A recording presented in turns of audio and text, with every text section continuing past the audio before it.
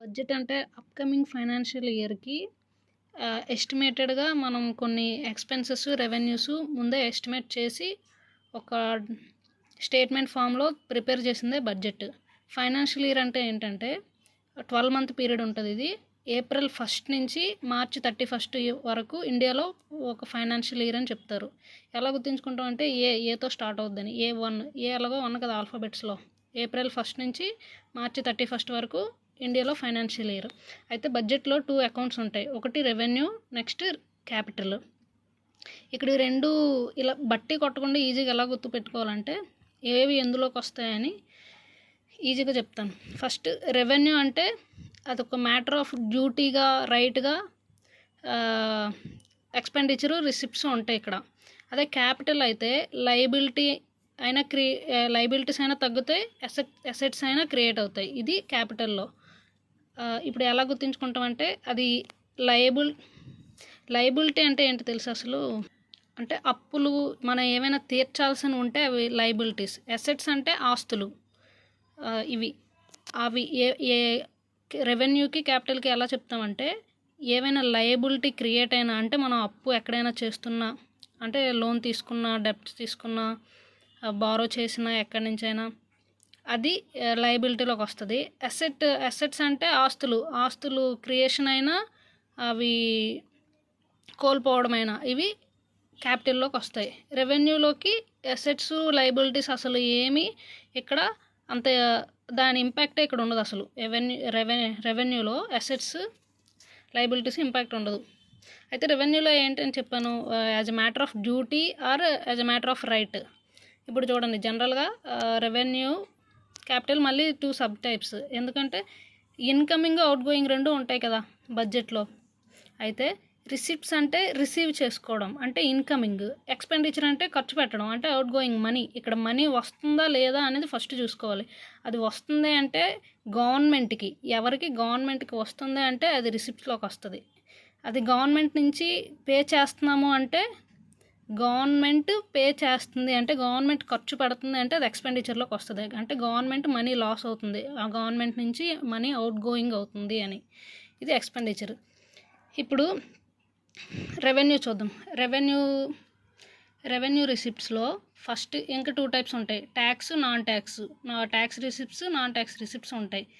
Tax receipts అంటే ఇప్పుడు చూడండి, అందరూ జిఎస్టీ పే చేస్తారు. జిఎస్టీ డైరెక్ట్ ట్యాక్సా, ఇండైరెక్ట్ ట్యాక్సా? ఇండైరెక్ట్ ట్యాక్సే కదా. అందరూ డైరెక్ట్ గవర్నమెంట్కి పే చేయట్లేదు. మనం షాప్లో ఏమైనా కొన్నప్పుడు షాప్ కీపర్కి పే చేస్తున్నాం, అది ఇండైరెక్ట్గా పే అవుతుంది అది. అయితే నెక్స్ట్ ట్యాక్స్ రిసిప్ట్స్లో GST, income tax, wealth tax, corporate tax ఇలా ఉంటాయి. ఇవి ఏవైనా ట్యాక్స్ రూపంలో గవర్నమెంట్కి మనీ వస్తుంది అంటే అది ట్యాక్స్ రిసిప్ట్స్.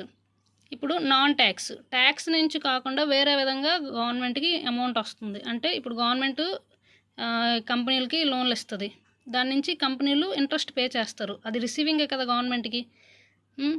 అది దానివల్ల అసెట్ క్రియేట్ అవ్వదు, లైబిలిటీ లేదు అసలు.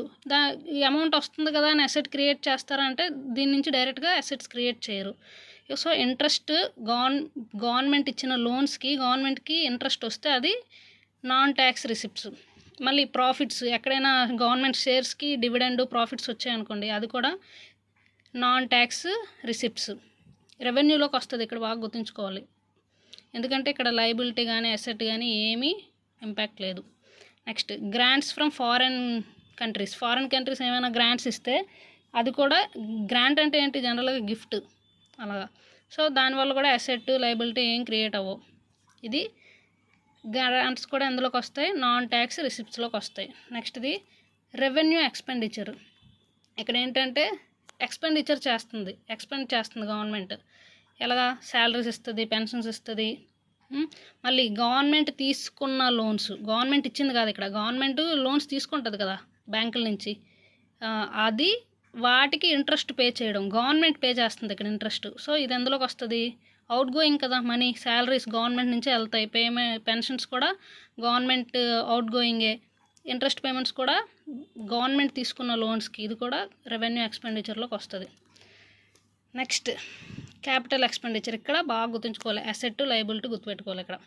ఆ రెండింటికి ఇంపాక్ట్ లేదు అంటే అది క్యాపిటల్లోది కాదు, అది రెవెన్యూలోకి వస్తుంది. క్యాపిటల్ రిసిప్ట్స్ అంటే రిసీవింగ్, గవర్నమెంట్ డబ్బులు రిసీవ్ చేసుకుంటుంది. ఎక్కడి నుంచి? గవర్నమెంట్ అప్పు తీసుకుంది అనుకోండి, అది గవర్నమెంట్ డబ్బులు తీసుకుంటుందంటే అందులోకి వస్తుంది, రిసిప్ట్స్లోకి వస్తుంది. అది తీసుకుంటుంది కాబట్టి లయబిలిటీ క్రియేట్ అవుతుంది. ఇక్కడ గవర్నమెంట్ అప్పు చేస్తుంది, గవర్నమెంట్ బారోస్ అంటే అప్పు చేస్తుంది. సో ఈ డబ్బులు అప్పు చేస్తున్నప్పుడు డబ్బులు వస్తాయి గవర్నమెంట్కి, కానీ అది ఒక లయబిలిటీ క్రియేట్ చేస్తుంది అక్కడ.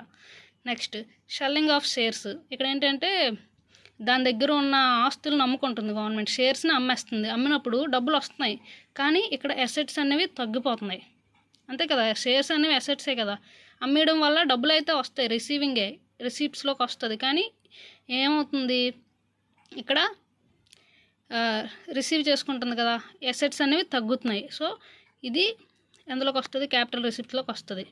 లోన్ తీసుకున్న అంటే గవర్నమెంట్ బారోస్. డిస్ఇన్వెస్ట్మెంట్, ఏమైనా చూడండి, ఏమైనా ఆస్తులు అమ్మేసినా, గవర్నమెంట్ ల్యాండ్స్ అమ్మేసినా దానివల్ల గవర్నమెంట్కి డబ్బులు వస్తాయి, సో అది క్యాపిటల్ రిసిప్ట్స్. కానీ అమ్మేస్తుంది. డిస్ఇన్వెస్ట్మెంట్ అంటే అసెట్స్ని లాస్ అవుతుంది గవర్నమెంట్, క్యాపిటల్ రిసిప్ట్స్లోకి వస్తాయి అవి. Next capital expenditure. ఎక్స్పెండిచర్ అంటే ఖర్చు పెట్టడం, గవర్నమెంట్ నుంచి అవుట్ గోయింగ్. ఎలాగా? ఇక్కడ అసెట్స్ క్రియేట్ చేస్తుంది. ఇప్పుడు రోడ్స్ ఉన్నాయి, పెద్ద పెద్ద గవర్నమెంట్ సొంతగా కంపెనీలు మ్యానుఫ్యాక్చరింగ్ యూనిట్స్ అవన్నీ పెట్టింది అనుకోండి, దానివల్ల ఏంటి? అసెట్స్ క్రియేషన్, లాభం, డబ్బులు వస్తాయి కదా. అంటే అసెట్స్ క్రియేట్ చేస్తుంది, ఆస్తులను క్రియేట్ చేస్తుంది, కానీ క్రియేట్ చేయడానికి ఖర్చు పెడుతుంది కదా గవర్నమెంట్, ఎక్స్పెండిచర్ చేస్తుంది కదా, ఇది క్యాపిటల్ ఎక్స్పెండిచర్. నెక్స్ట్ అప్పు ఉందనుకోండి, అప్పు తీరుస్తుంది, అంటే ప్రిన్సిపల్ అమౌంట్ తీర్చేస్తుంది. అప్పు ఉంది, దాని లోన్ రీపేమెంట్ చేస్తుంది అనుకోండి, అదే ఇంట్రెస్ట్ రీపేమెంట్ అనుకోండి, రెవెన్యూ ఎక్స్పెండిచర్లోకి వస్తుంది. అదే అప్పు ప్రిన్సిపల్ పే చేస్తే క్యాపిటల్ ఎక్స్పెండిచర్లోకి వస్తుంది. అప్పు అంటే లయబిలిటీయే కదా, ఆ లయబిలిటీస్ని తగ్గించుకోవడం అంటే అప్పులు తీర్చడం, ప్రిన్సిపల్ని తగ్గించుకోవడం. నెక్స్ట్ డెవలప్మెంట్లో ఏవైనా స్కూల్స్, ల్యాబ్స్, రోడ్స్, ఇన్ఫ్రాస్ట్రక్చర్ ఏవైనా బిల్డ్ చేస్తే అది క్యాపిటల్ ఎక్స్పెండిచర్లోకి వస్తుంది. నెక్స్ట్ లోన్స్ రీపేమెంట్, అదే లయబిలిటీ తగ్గించుకోవడం. ఇలా గుర్తుపెట్టుకుంటే ఈజీ.